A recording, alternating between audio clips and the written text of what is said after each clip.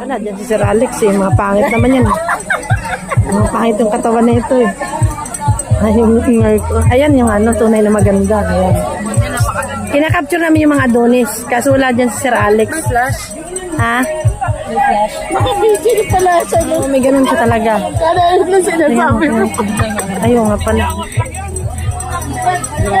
Ay, alang laki ng tiyan ni Sir Charlie.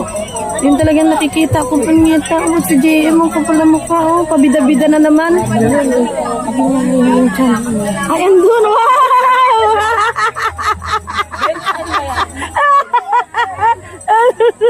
Aba talaga. Ang Adonis. Oh, si Sir Mix. Grabe, mabalahibo. Ay, dito ako. Oh, dito ako, macho talaga to.